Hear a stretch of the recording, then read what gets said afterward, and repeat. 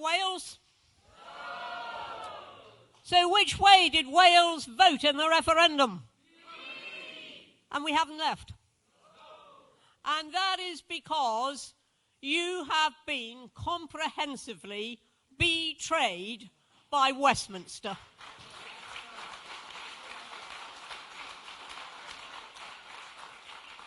Now, I'm told that the poor souls in Westminster, they don't like words like betrayal or surrender or treachery. Apparently, it upsets them. Well, if they don't want to be upset, let them stop surrendering and betraying. Because when you actually hand the power that should belong to your country to a foreign power, that is an act of surrender.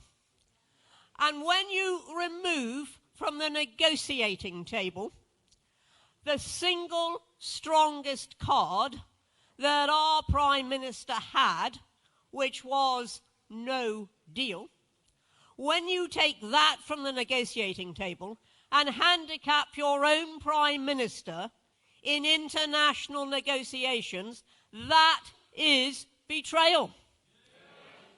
And when you say to the British people, be they in any part of the UK, when you say to them faithfully, we will observe the result of the referendum and we will give it effect, and 3 years later you have not done so, that is a betrayal of the people.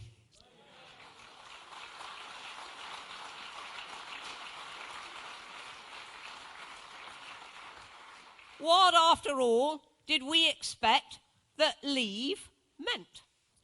We thought we would be taking back control of our own lawmaking, of our own borders, of our own trade deals.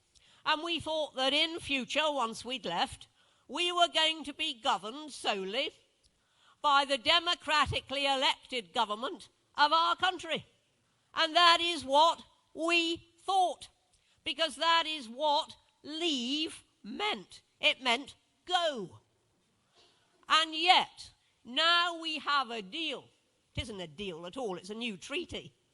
But now we have a supposed deal which actually rests on all those things. Trade, our own laws, our own borders. Oh, some of it is very cleverly concealed in a mass of cross-referencing between articles and the political declaration, but nevertheless, that is the effect of this deal. In short, it is not Brexit. And so what we're now saying to Westminster is, you did not let us leave, so we will now make sure that you leave.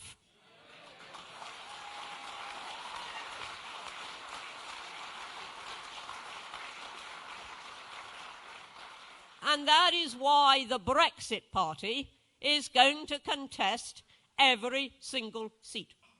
It is because we have a cause. It's not about a party. It's about a country and a cause. And it's about making sure that politics is restored to some sort of honour whereby we do what the people tell us to do, rather than saying to those same people, oh, poor dears, you didn't know what you were voting for, so somehow we've got to make sure that what you voted for doesn't happen. So, what we know is, indeed, one example's just been shouted out, but there have been plenty of others. And we've seen a pattern in which governments will, from time to time, simply go back and ask the people again and again until they get the answer they want. Well, we are going to give them that answer yet again. We gave it to them in the referendum, the answer that we wanted, not they wanted. We gave it to them in the European elections, the answer that we wanted, not they wanted. And we're going to give it to them again in this general election, the answer that the people want.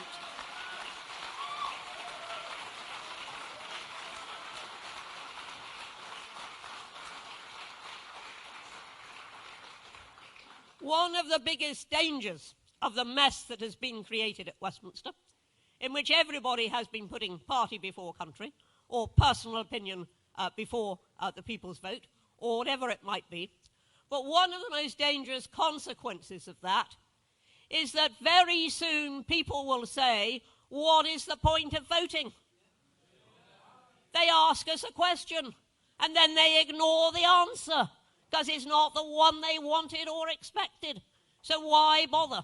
This time we must bother. This time every single person who voted leave in the referendum, every single person who did that, no matter how disillusioned they are, must go out and vote for the Brexit Party, which is a way of voting leave again.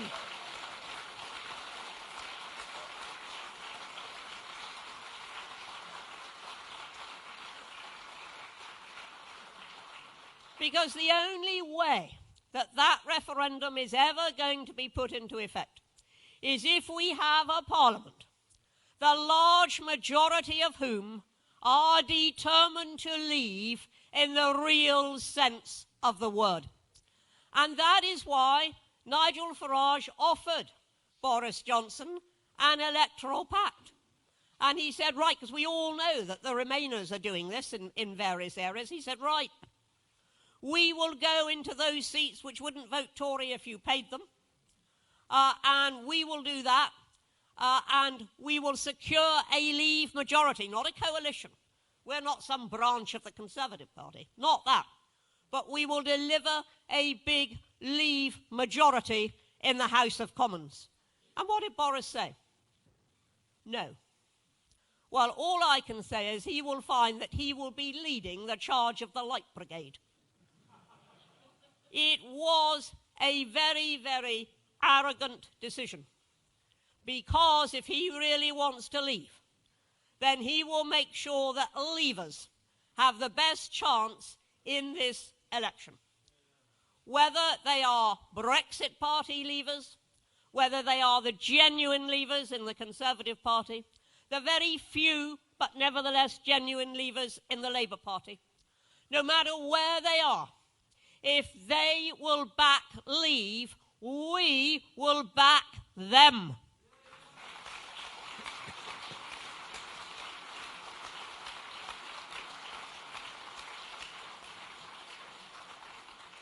Now, I know that there's a great slogan going round which says, vote Brexit, get Corbyn. Don't you believe it. Vote Brexit, get Brexit. That is what this is about.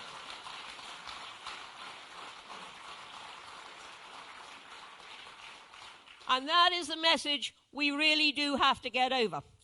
We have to get over that there is only one way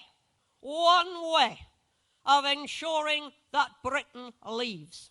And that is to make sure that on December the 12th, the Remainers have left Westminster, and the people who are in Westminster are absolutely obedient to that referendum and determined to leave, not in name, but in fact. That's what we're about. That's what we've got to work for over the next few weeks. Tirelessly work for, because this is our big chance. And if we fail on December the 12th, then it's a recipe for yet more muddle, more confusion, more fudge.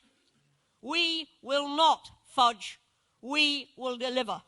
Vote for us, work for us, support us, and tell everybody, if you want Brexit, well, for goodness sake, vote for it. Thank you ever so much.